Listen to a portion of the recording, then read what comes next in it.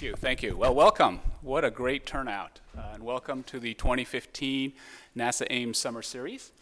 And I have the great honor and pleasure of introducing one of our two distinguished guests. I'd like to introduce Dr. Jim Green, who is our Director of Planetary Sciences for NASA, and he will do the introduction of our guest speaker. Welcome again.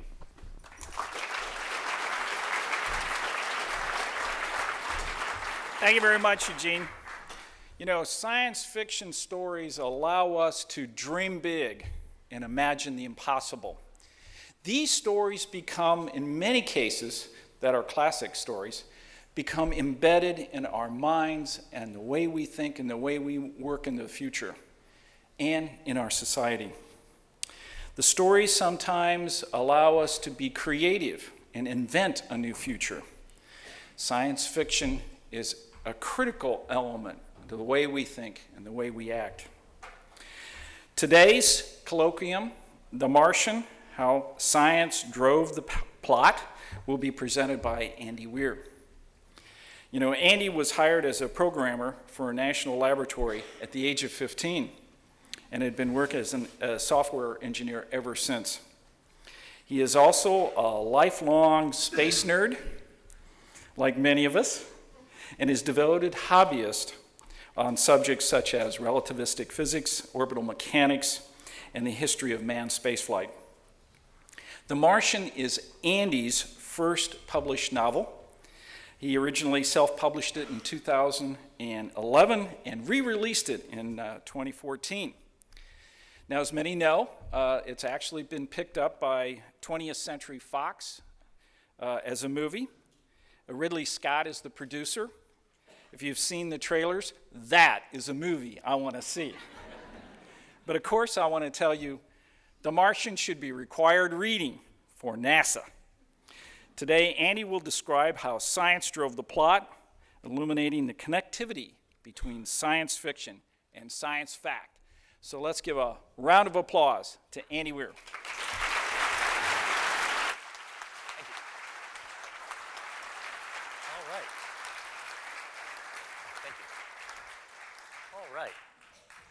Hello, everybody. Let me just find out if my wandering mic is hot. Test, test. Oh, hey, there we go. Now I can pontificate from anywhere. So I'm going to start with reading, and then I'm going to talk about how science drove the plot, as promised. All right, so there's a lot of profanity in this book. For the, show of hands, who's read it? Yeah, that's what I like to see. Show of hands, who's buying it today? See, now, no. So I'm gonna be substituting softer swear words for the profanities. So here we go. Log entry, Sol 6. I'm pretty much screwed.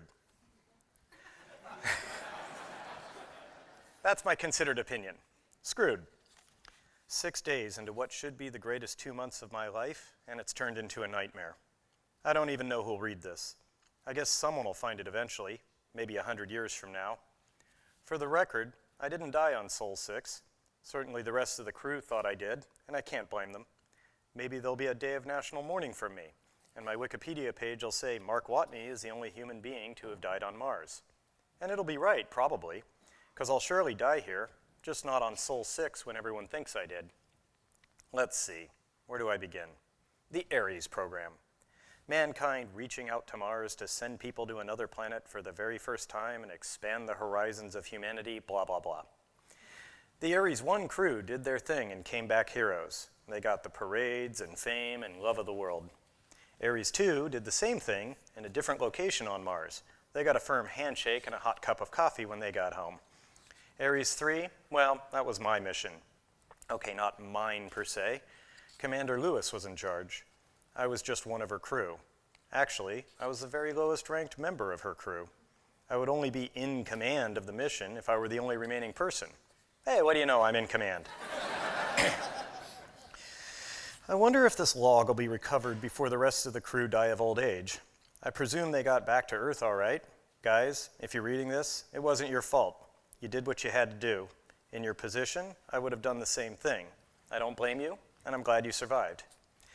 I guess I should explain how Mars missions work for any layman who may be reading this. We got to Earth orbit the normal way, through an ordinary ship to Hermes. All the Ares missions use Hermes to get to and from Mars. It's really big and it cost a lot, so NASA only built one. Once we got to Hermes, 4 additional unmanned missions brought us fuel and supplies while we prepared for our trip. Once everything was a go, we set out for Mars, but not very fast. Gone are the days of heavy chemical fuel burns and trans-Mars injection orbits. Hermes is powered by ion engines. They throw argon out the back of the ship really fast to get a tiny amount of acceleration. The thing is, it doesn't take much reactant mass, so a little argon and a nuclear reactor to power things let us accelerate constantly the whole way there. You'd be amazed at how fast you can get going with a tiny acceleration over a long time. I could regale you with tales of how we had great fun on the trip, but I won't. I don't feel like reliving it right now. Suffice it to say, we got to Mars 124 days later without strangling each other. From there, we took the MDV, Mars Descent Vehicle, to the surface. The MDV is basically a big can with some light thrusters and parachutes attached. Its sole purpose is to get 6 humans from Mars orbit to the surface without killing any of them. And now we get to the real trick of Mars exploration, having all your crap there in advance. A total of 14 unmanned missions deposited everything we would need for surface operations. They tried their best to land all the supply vessels in the same general area and did a reasonably good job. Supplies aren't nearly so fragile as humans and can hit the ground really hard, but they tend to bounce around a lot. Naturally, they didn't send us to Mars until they'd confirmed that all the supplies had made it to the surface and their containers weren't breached. Start to finish, including supply missions, a Mars mission takes about 3 years. In fact, there were Ares 3 supplies en route to Mars, while the Ares 2 crew were on their way home. The most important piece of advanced supplies, of course, was the MAV, the Mars Ascent Vehicle. That's how we would get back to Hermes after surface operations were complete. The MAV was soft-landed, as opposed to the balloon bounce fest the other supplies had. Of course, it was in constant communication with Houston, and if there had been any problems with it, we would have passed by Mars and gone home without ever landing. The MAV is pretty cool. Turns out, through a neat set of chemical reactions with the Martian atmosphere, for every kilogram of hydrogen you bring to Mars, you can make 13 kilograms of fuel. It's a slow process, though. It takes 24 months to fill the tank. That's why they sent it long before we got here. You can imagine how disappointed I was when I discovered the MAV was gone. It was a ridiculous sequence of events that led to me almost dying, and an even more ridiculous sequence that led to me surviving. The mission is designed to handle sandstorm gusts up to 150 kilometers per hour. So Houston got understandably nervous when we got whacked with 175 kilometer per hour winds. We all got in our flight spacesuits and huddled in the middle of the HAB just in case it lost pressure, but the HAB wasn't the problem. The MAV is a spaceship. It has a lot of delicate parts. It can put up with storms to a certain extent, but it can't just get sandblasted forever. After an hour and a half of sustained wind, NASA gave the order to abort. Nobody wanted to stop a month-long mission after only 6 days, but if the MAV took any more punishment, we'd all have gotten stranded down there. We had to go out into the storm to get from the HAB to the MAV. That was going to be risky, but what choice did we have? Everyone made it but me. Our main communications dish, which relayed signals from the HAB to Hermes, acted like a parachute, getting torn from its foundation and carried along with the torrent. Along the way, it crashed through the reception antenna array.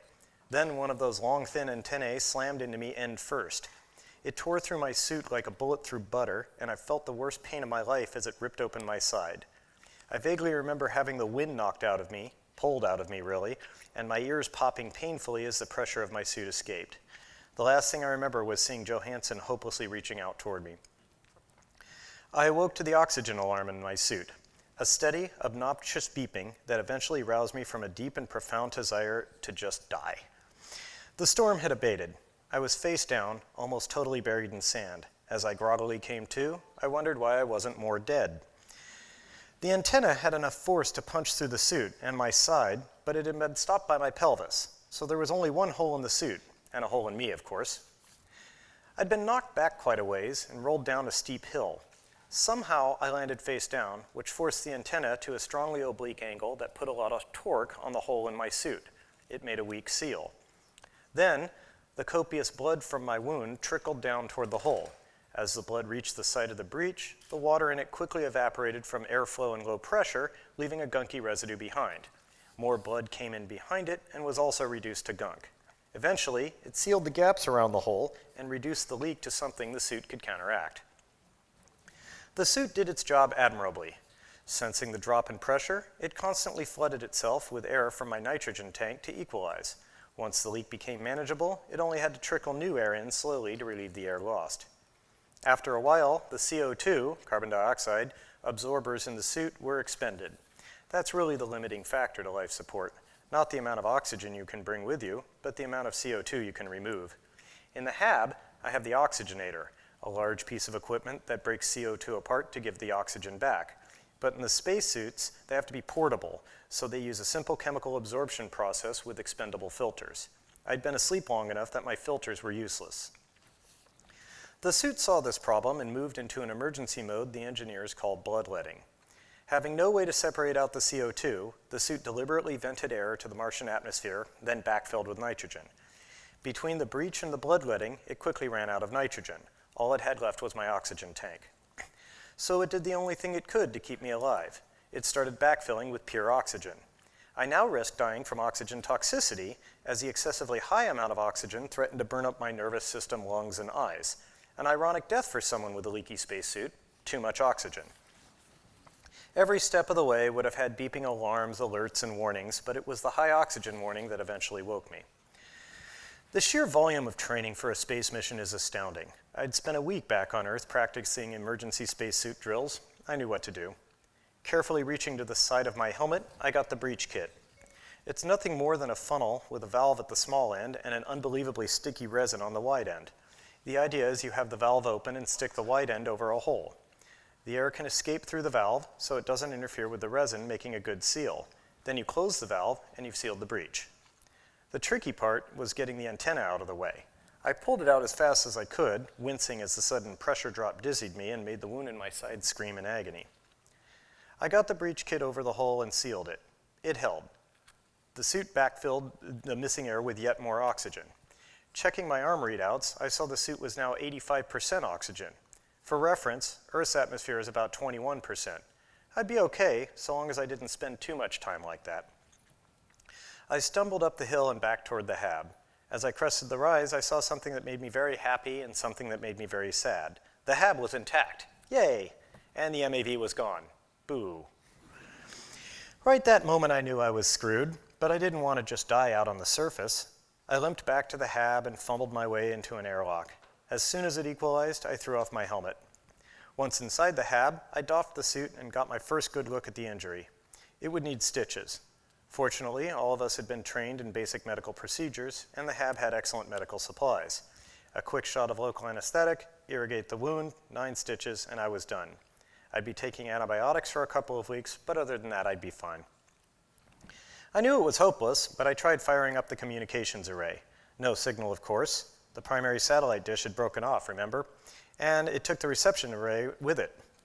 The HAB had secondary and tertiary communications systems, but they were both just for talking to the MAV, which would use its much more powerful systems to relay to Hermes. Thing is, that only works if the MAV is still around. I had no way to talk to Hermes. In time, I could locate the dish out on the surface, but it would take weeks for me to rig up any repairs, and by then it would be too late. In an abort, Hermes would leave orbit within 24 hours. The orbital dynamics made the trip safer and shorter the earlier you left, so why wait? Checking out my suit, I saw the antenna had plowed through my biomonitor computer. When on an EVA, all the crew's suits are networked so that we can see each other's status. The rest of the crew would have seen the pressure in my suit drop to nearly zero, followed immediately by my biosigns going flat. Add to that, watching me tumble down a hill with a spear through me in the middle of a sandstorm, yeah, they thought I was dead. How could they not? They may have even had a brief discussion about recovering my body, but regulations are clear. In the event a crewman dies on Mars, he stays on Mars. Leaving his body behind reduces weight for the MAV on the trip back. That means more disposable fuel and a larger margin of error for the return thrust. No point in giving that up for sentimentality. So that's the situation. I'm stranded on Mars. I have no way to communicate with Hermes or Earth. Everyone thinks I'm dead. I'm in a HAB designed to last 31 days. If the oxygenator breaks down, I'll suffocate. If the water reclaimer breaks down, I'll die of thirst. If the hab breaches, I'll just kind of explode. If none of those things happen, I'll eventually run out of food and starve to death. So yeah, I'm screwed. Thank you.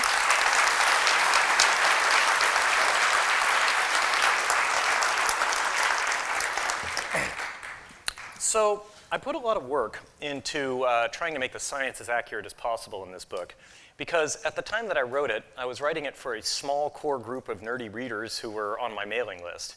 Because initially I wrote it just, I published it a chapter at a time to my website. And I had about 3,000 regular readers, and that was it. But they were all like hardcore science-y people, but because that's the sort of stuff that I wrote. So I realized that I had to be accurate on the science, or as accurate as I could be. And so that's why I put so much effort into scientific accuracy. I had no notion or concept that the book would have any mainstream appeal. I thought it would just be for dorks and geeks and dweebs and, you. So, and me, So I was really surprised to see that it took off so well. And what I'm going to talk to you about today is how science drove the plot. A lot of people ask me, so the book has a very simple formula: problem, solution, problem, solution, problem, solution. And a question I get asked a lot is, did you come up with the problems first, or did you come up with the solutions first and then work out a problem? And the answer is I came up with the problems first. I tried to have each problem be caused by the solution to the previous problem. Like, oh, this broke, so he took apart this other thing to fix that. Oh, well, now the other thing doesn't work, and so on. And so the whole plot is driven by the realities of the physical world that we live in, or the one he lives on anyway. It was interesting because just by sitting down and doing the math on these things, just making no pleasant assumptions and just doing the math on everything, I kept finding more and more problems. So, and that's good because that's what I wanted. So one example is early on, very early in the book, he realizes, like in fact, in the part I read, he realizes he doesn't have enough food. And he goes about trying to grow his own crops. He grows potatoes in the hab to try to generate enough calories to survive. And I was like, okay, well, he's a botanist, so let's assume he knows anything that I can look up, right? And so I said, okay, how would you grow potatoes on Mars? Well, here's how you grow potatoes in general, and assume he's got adequate lighting from internal lights and stuff like that. And one thing I found out is, well, it needs a medium to grow in. So he used just Martian soil that he brought in. And then I'm like, well, wait a minute. How much water does that soil need? Because Martian soil's pretty dry. And it turns out he'd need something like 600 liters of water to cover the soil, to moisten the soil sufficiently for potatoes to grow. And I was like, there is no way they'd bring 600 liters of water on a manned Mars mission when they have a water reclaimer. All they need is like, some amount of water in reserve to last them long enough to evacuate if they lose their water system. They really don't need to bring 600 liters of water. That's 600 kilograms. See, I did the math there in my head. And that's a lot of mass, right? And so I'm like, how the hell is he going to get 600 liters of water? And then so I said, like, all right, well, that's a problem he's got to solve.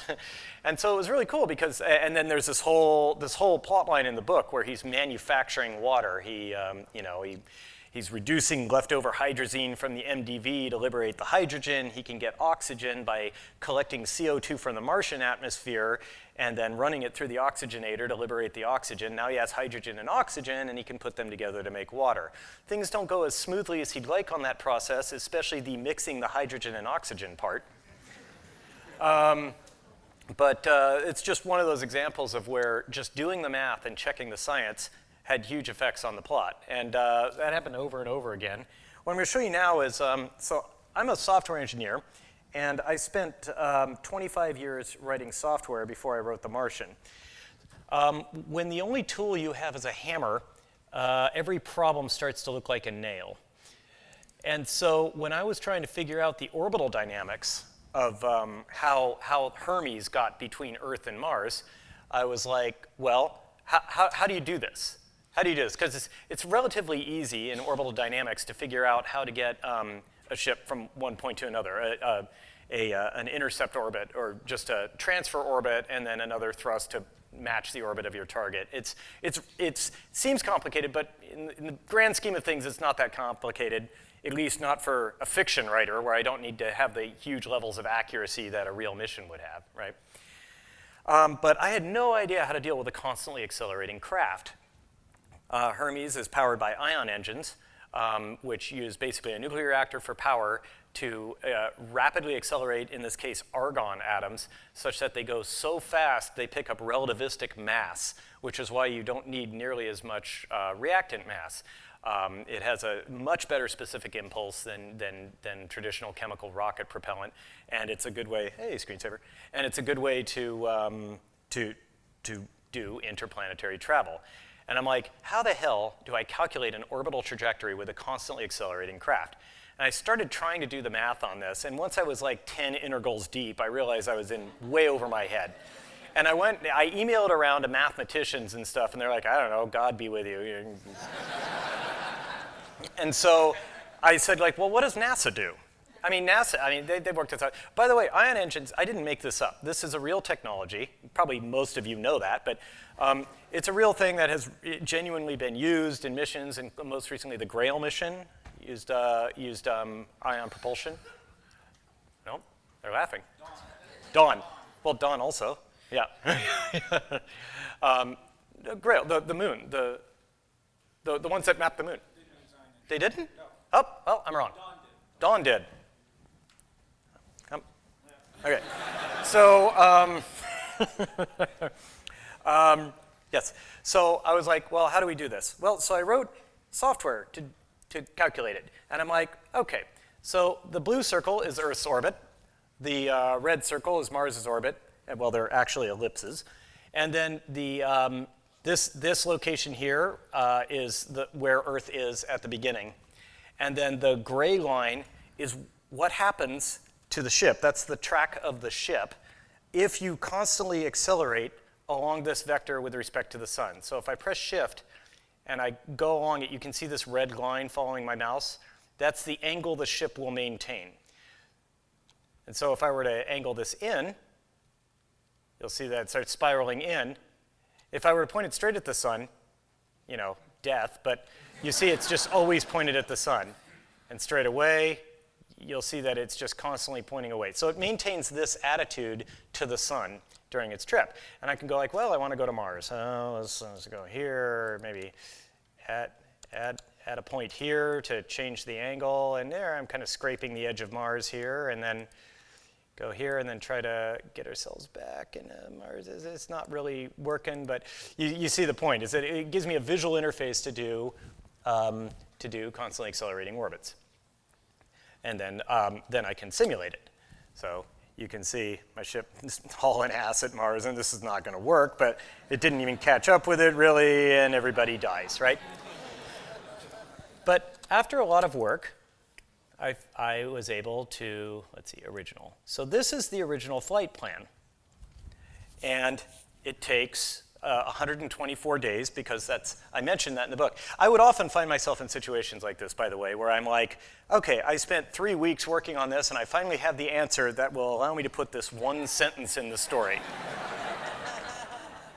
But here we go. Here's the planned mission, and it goes along, gets to Mars. Now it's just ballistic while they're at Mars.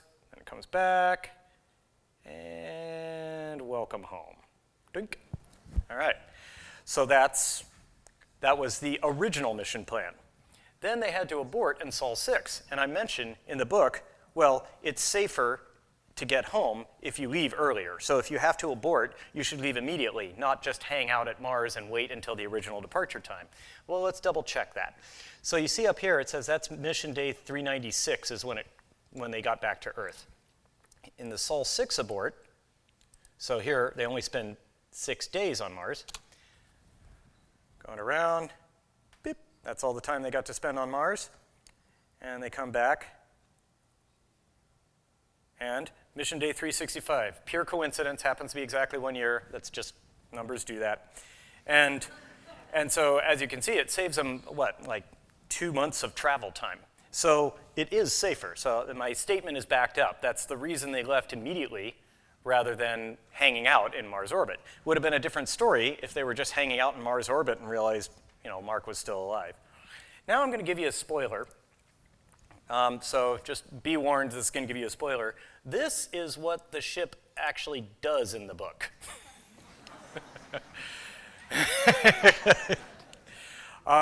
Because they go back to Mars, and they use an Earth, they basically slingshot off of Earth, or they just use Earth as like the Batmobile going around a corner. They use Earth's gravity to just turn. And so, here we go. Beep. Off Mars. Oh, crap, we left Mark behind. Okay, slight change in plan. And can't go into Mars orbit at this velocity. You're going to have to catch us. Boom, flyby, and then back home. That took a long time for me to work out. But this gave me all the numbers I needed for those moments, like especially the amount of time, the mission date of the Mars flyby. Another thing I did for this was, as I'm holding down shift and moving around, I can put my mouse anywhere, and up in the corner you'll see it'll tell you what mission day it is, wherever my mouse is along the track. So I can back calculate that. And then also you'll see these EM dist, EH dist, HM dist up in the corner. Those are the distances between Earth and Mars, Earth and Hermes and Mars. And those are in actual distances and then in light transmission time, so that I could be accurate to the radio transmission time when they're communicating with each other across these big distances. It was important to me to have these things be accurate. So doing all this, putting all this together, meant I had to choose a launch window. I had to choose a point in time, like right there, where Mars and Earth are just like right at those positions. Okay, why those positions? Well, I needed a launch window such that Mars and Earth would work for this to happen. And then also, because of events in the book, I needed these original planned 60 days that they were going to be there. I needed that to encompass Thanksgiving of the year that it's in. Because of plot reasons. So that's kind of an interesting issue, right? That was a whole bunch of math for me to just find to find a launch window and then adjust these trajectories and stuff to work with the new launch window. But it meant that I can tell you that this mission left Earth on July 7th, 2035. So if you're ever curious when this takes place, that's when they left Earth. And the section I just read was, I think, November 12th, 2035. So, and what's interesting is as I went through the book, I kept going forward. Everything is in these log entries. Sol this, sol that. So that means that any given moment in the book, I can tell you the exact real calendar date that it takes place.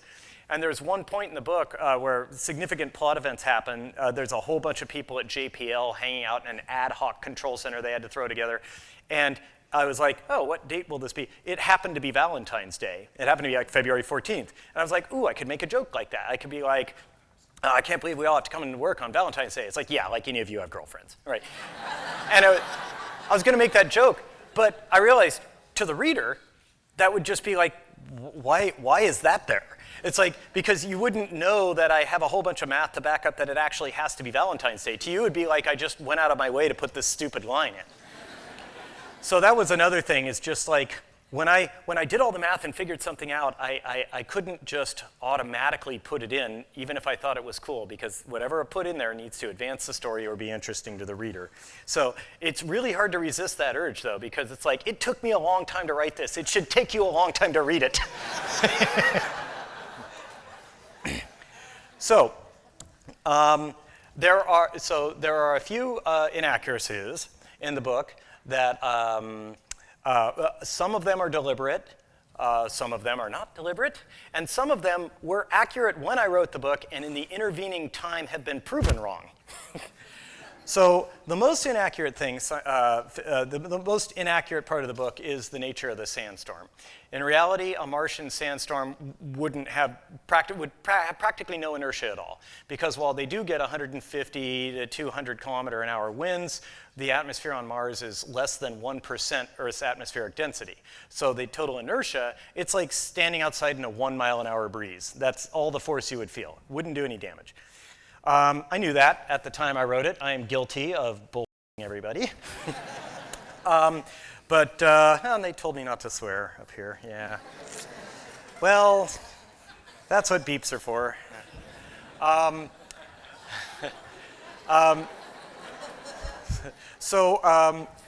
knew that was wrong when I wrote it, but I was writing a man versus nature story, so I wanted nature to get the first punch in. I did have an alternate idea where they were doing an MAV engine test, and then there's an explosion, and that does all the damage, and then the MAV's leaking fuel, so they have a limited amount of time to get up and leave. And I could have done it in a physically accurate way, but this is more exciting for the 99.5% of people who think that it's realistic. The other big hand-wavy thing, it's not exactly inaccurate, but it's very hand-wavy, is dealing with radiation when you're on the surface for that long. Realistically, the only way to deal with radiation that we have right now requires like a bunch of shielding, like a lot of stuff between you and the radiation that's coming for you. I hand-waved that away and said that the materials technology they have blocks radiation. I think there's like one throwaway sentence in there that says like, oh yeah, the Hab canvas is made of radiation blocking material. If it weren't, I'd have so much cancer, my cancer would have cancer.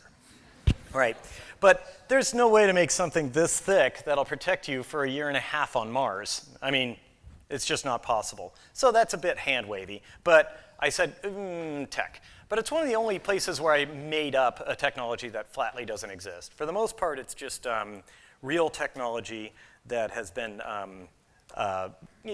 projected into the future a reasonable amount. Like, we're better at this in the book than we are in real life, but not unreasonably so, and with no giant breakthroughs, just incremental steps.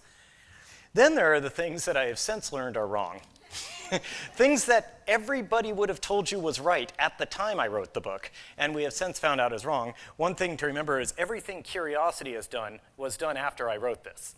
Curiosity almost screwed me, because at one point in the book, he drives through Marth Vallis, which is an area on Mars. It's a big valley. It used to be either a large water flow went through it or it was carved by wind, but one way or another, it's a valley.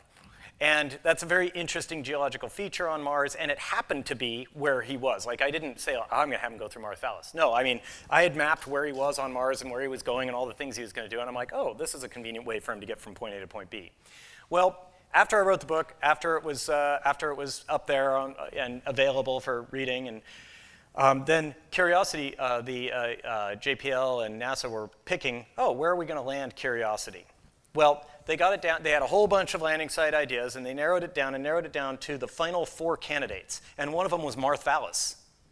I'm like, you're gonna land a big-ass probe on top of my protagonist, and people are gonna read, you went through Marth Vallis. Why didn't he like grab Curiosity for parts or something like that? And it's like, I wasn't there when I wrote it. Fortunately, they ended up going to Mount Sharp, way on the other side of Mars, so it's not my problem. But they almost. Another thing that Curiosity has screwed me on is that with Curiosity, they've learned that Mars has a huge amount of water in the soil. It has for about every cubic meter of Martian soil, there's about 35 liters of water in it. So all this stuff where he goes to all these lengths to get to create water, all he had to do was bring in soil and heat it up. So I'm told we have about 10 minutes left.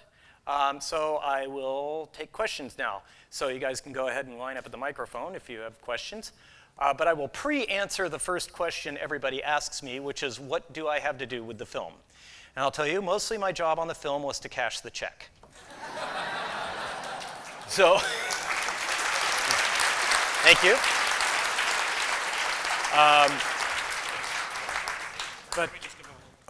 Sorry. So just a quick directions on questions. If you have a question, line up in the middle of the aisle. One question only, and no follow-ups. Thank you. Thank you, Andy. But anyway, on my pre-answer there, they did involve me in the screenplay writing. They sent me drafts back and forth, but that was voluntary. They didn't have to, so it was just them being cool. Yeah. Hi. My name's Kenny Ray. I'm the one who. Oh, yeah. did your Yeah. about 6 months ago. You were the guy, this frickin' guy. Okay, so I didn't ever announce the dates that The Martian takes place anywhere. It was just like I had calculated it and then done everything based on it, but I never told anyone what it is. He worked it out. He worked it out from information in the book and emailed me, I think the launch date was July 7th, 2035. And I'm like, yep. So well done, yeah. Thanks. Yeah.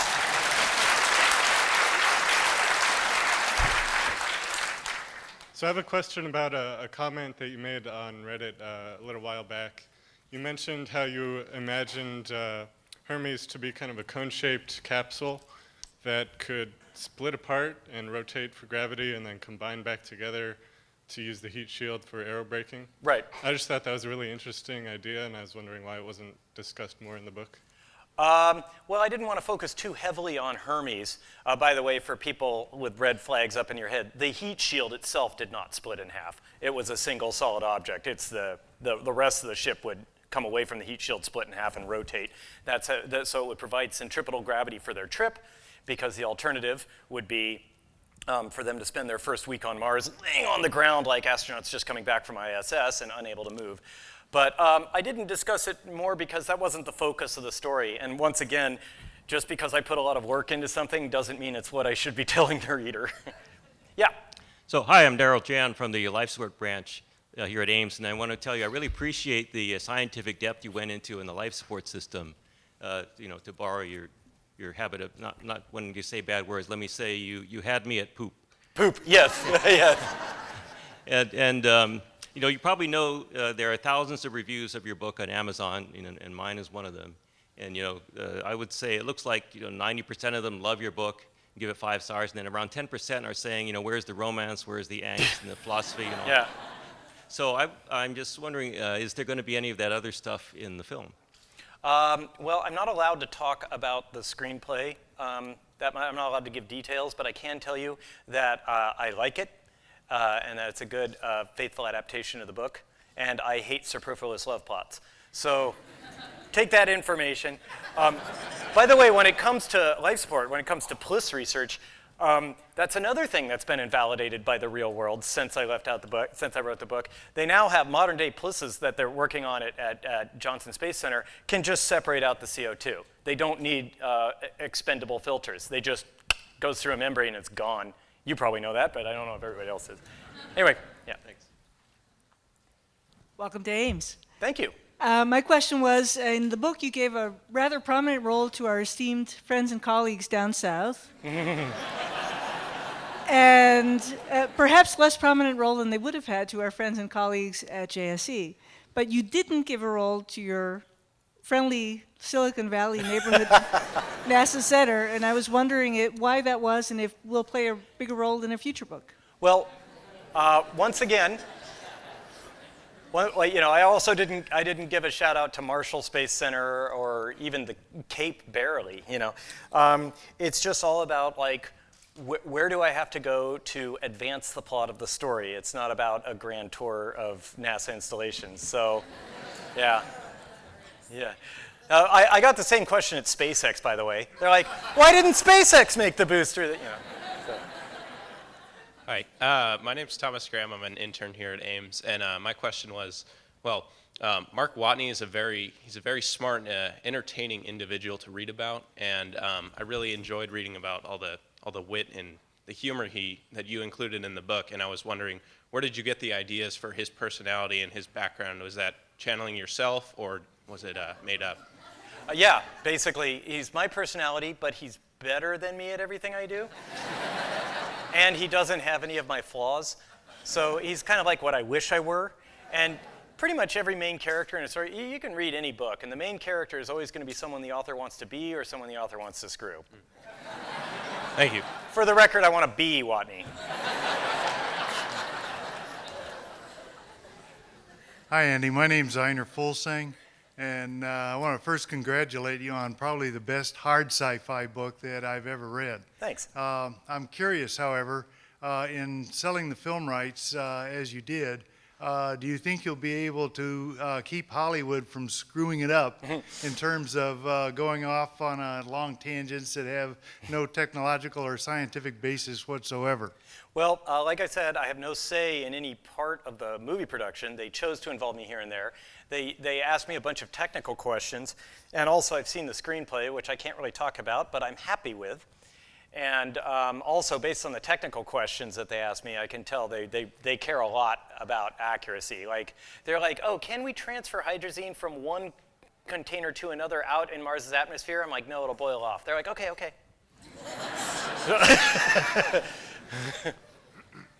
Hi, Andy. Hey, Jeremy how Frank. you doing? Good to see you. So, I've worked an awful lot with our colleagues in Texas, and I am curious, when you visited there several weeks ago and discussed, especially with flight controllers, some of the more interesting plot twists that led to the change in the Hermes plan. What did they think of that, especially the... They loved it. They really loved it, the JSC people. So when I was talking to Dr. Ochoa, she was saying, for every character in the book, I can name someone at NASA that is exactly like that. Well, so more particularly, without giving away a crucial plot twist, let's just say that there was some disobedience that took place. And that's a place where, that was very interesting to me, especially since I've worked a lot with those people. But what did they think about that? They didn't comment on it specifically. I mean, I don't know how realistic a scenario it would be for that to happen in the first place, but I think the events that transpire after that are reasonably accurate for what would probably happen as a result. There, we're speaking in code so as not to spoil the book too much. I don't want to give too much away. Yeah. Hi, nice to meet you. My name is Jae-won Hong. I'm an international intern here. Sorry, by the way, to scare you before you start your talk. Oh, no. So, yeah, just that shows I'm a huge fan of yours. So, and I actually had a question about how you named your spacecraft, Hermes, because I personally wanted you to name it Charlie Brown and Snoopy like they did with the Apollo program. So, would you consider that for your next book, hopefully? And so, yeah, just my question is, yeah. So the reason it's named Hermes is because Hermes is the messenger of the gods. It goes back and forth from god to god, and so from Earth, like Gaia, to Mars, god of war, I thought it was an appropriate name. I'm actually already working on an unrelated side project. It's not my next book, but an unrelated side project which has a Mars cycler in it, and I'm calling that one Durga. Because it's named after the, I don't know if that'll be what it ends up being called, but Durga, because the station is modular and made that you can just add more arms onto it, and Durga is the multi-armed goddess. Yep. Hi. One of the things that I found really interesting about the book is the personalities of just the different astronauts and what they brought to Mars and how they would deal with the psychology of losing someone back on Mars. So I was wondering how you did research on that and how much you enjoy Three's Company. I made that all up. I mean, I didn't do any research on the psychology of astronauts, but I mean, I've spent a lifetime as a space enthusiast, so I've seen every documentary I can get my grubby paws on about astronauts, and I've seen lots of interviews. So that kind of gave me a general feel for what they're like, but really it just gave me a general feel for what they present to the public. I had no insider information. I didn't know anyone in aerospace at all when I wrote the book. On that note, speaking of your space influences, I was curious to know your inspiring authors or other sci-fi authors, such as I know Larry Niven reviewed your book. Yeah, maybe Herbert, anyone else? Who is like your inspirational novelist? My dad had a gigantic bookshelf, maybe 6 feet tall, 3 feet wide, and a foot deep, cram-packed full of sci-fi paperbacks. That he grew up reading, and I don't think he's ever thrown a book away in his life. And so that's what I read growing up. So I'm like one generation off of kind of where I should be. So I grew up reading baby boomer science fiction. So my authors, the ones I aspire to be like, are Asimov and Heinlein and Clarke. Now, a lot of their books don't stand up to like modern social norms, like especially how they portray women and stuff. But you need to judge things on a curve, or you're just not going to like anything that's older than 10 years old, right? So you just kind of have to accept it. Although I didn't like later Heinlein when he becomes a dirty old man. But yeah, those are the ones. And Larry Niven also. I mean, I was a big fan of that. So when I got the pull quote from Larry Niven, I was like, I called Dad at like 7 in the morning. I got a pull quote. Looks like, one more. Okay. Hi, I think it's a great book. Thank you so much for writing it. And I'm curious, the research that you did involving with NASA, obviously really cool, great. I'm curious about, did you do any involvement with the Chinese space program at all? Once again, all of my research was just Google searches and stuff. So everything I learned about CNSA was from just going online. And there's not a lot of information about them, which is weird because like every other country in the world, their space program is like, hey, everybody look at our space program. China's like, why do you want to know? So it's like, so I didn't really know much other than like, okay, their launch center is in Jiangquan. And so that's all I had. Any other questions? Or have we exhausted the room? Looks like that's about it. Well, thank you for having me. Wait,